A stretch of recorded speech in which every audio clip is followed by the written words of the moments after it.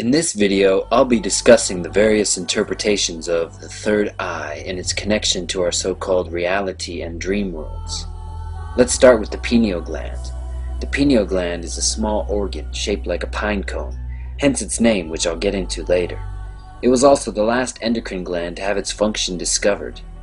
Its location, found deep within the brain, implies its significance. This led to it being considered a mystery gland, with all kinds of superstition, myth, and even metaphysical theories surrounding its supposed function. It's often associated with the sixth chakra, or third eye, called ajna in yoga. It is believed to be the dormant organ which can be awakened to unlock our hidden telepathic abilities and our inner vision. In the physical body, did you know that the eye views objects upside down? Then it sends those images it observes to the brain, which interprets them and makes it appear to us as right side up. According to René Descartes, who considered the pineal gland the seat of the soul, said it was our link to the one non-material part of the universe, the mind. This is one reason why I never try and refer directly to the terms right, wrong, good, or bad, because I find them to be such vague extremes that don't actually exist except on paper in people's minds. Generally, those terms are left up to each individual's imagination to determine which is which, until they're pulling rabbits out of their own hat and eventually pulling people down with them. I do think that the terms positive and negative are ideas we can relate to because it is what lines the very fabric of our universe and essence of our being. Life and death, light and dark, hot and cold, ad infinitum. Since everything essentially came from the same singularity in space, it means you and all that surrounds you are an amalgamated, randomized, ever-changing interpretation of itself, perceptually aware of the countless randomized branches extending outward at any given moment, which when you think deeply about it, is actually a glance into the many faces of your true self. Some of those faces are easier to relate to than others. Some are frightening and hard to accept. Others are exciting. However, all of them are inescapably a part of you as the self-aware universe. I always like to equate it to walking through a hall of mirrors of the mind, introspectively looking into the different aspects of the conscious self in the grand sense of the word. Unequivocally, what you or I individually think from the finite constructs of the ego is a temporary charade, a masquerade ball we all buy into for a short time to give us purpose. On the other hand, if one peels their perspective back enough, past myself, yourself, himself, herself, their selves, ourselves, one would see that it is just a game we play with our collective higher mind. When we step back into the discourse of the duality, however, we collectively demonize and burn people at the stake to continue forward with confidence in a given random direction, as we perpetually find ourselves caught in the eternal dance between a 1 and a 0.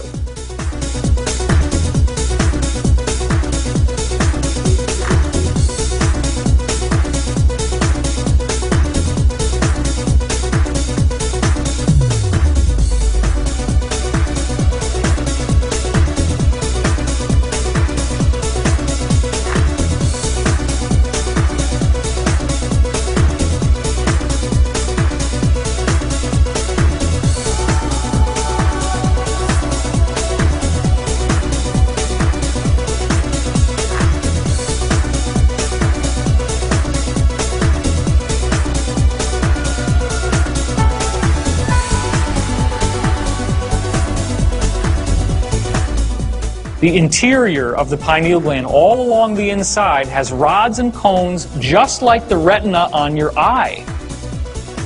Do you think that maybe when they called it a third eye, that they knew what they were talking about? Do you think that an eye must have a cornea and a lens and all this vitreous fluid in it like we have? The fluid is there, but you just got the retina. So there's something that appears to be happening inside.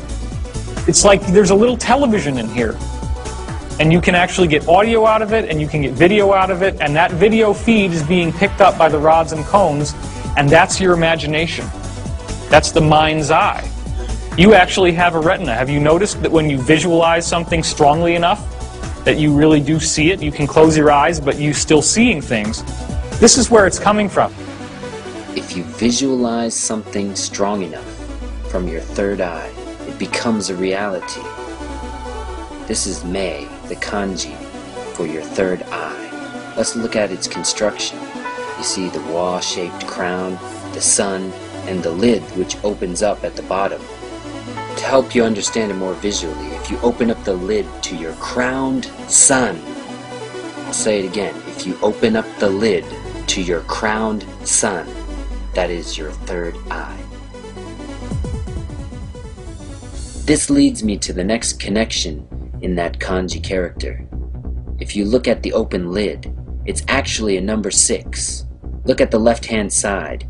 There are 6 emotions, 6 senses, 6 directions, 6 classes of characters, and the universe also has a number 6 in it. And if you close the lid at the bottom of the left-hand side, you'll see it's closed. That's deceased, or the late, or dying. As you can see, there's a lot more to kanji than meets the eye, pardon the pun. Allow me to continue. If you put a regular eye next to your third eye on the left-hand side here, and then you think about it with imagination on the right-hand side here, you are in meditation. Nearly every ancient culture knew of the hidden powers of the pineal gland and what it does to connect us to this reality. If you still have a hard time grasping this, just look at the shape of the pineal gland versus the shape of the pine cone, the lotus flower, our universe, and how it folds in on itself.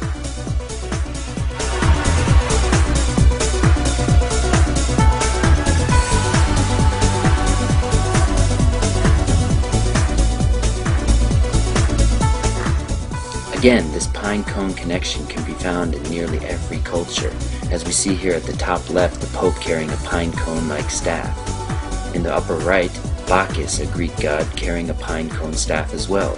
In the lower left, Buddha's head being shaped like a pine cone as he's reaching enlightenment. In the center, the statue found at the Vatican is a pine cone, taller than 2 or 3 people, one of the biggest found at the Vatican. This connection is unmistakable. The pharaohs, the Mayans, and nearly all the ancient cultures knew this connection of the pineal. Look at the lower right. You see the staff of Osiris carrying the pineal as well. The physical body of the pharaoh was rendered timeless, perhaps turned into an open gate, or perhaps a type of anchor. It was heavily supplied with all manner of spells, amulets, talismans, and other forms of magical protection. The strange practice of mummification still holds many mysteries. Why were some organs carefully preserved while the brain was scooped out and discarded? An unexpected insight into this question can be found in the work of Dr. Rick Strassman. His pioneering work has raised some very important questions about the pineal gland and its interaction with a strange hallucinogenic chemical known as DMT.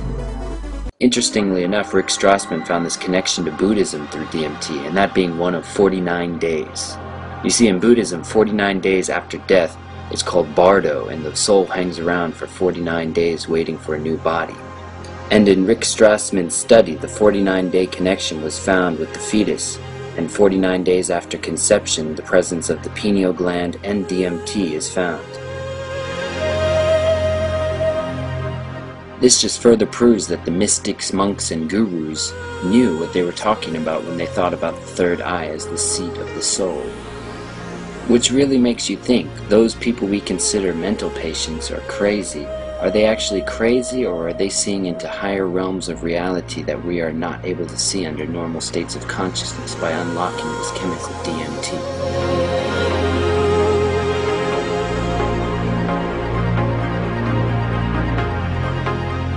Rick Strassman found in these studies that people were reaching the same results, seeing the same things, and going to the same altered states of consciousness, all from different walks of life. Don't you think, if you haven't already, it's time to start trying to unlock your third eye so we can finally start to turn this ship around?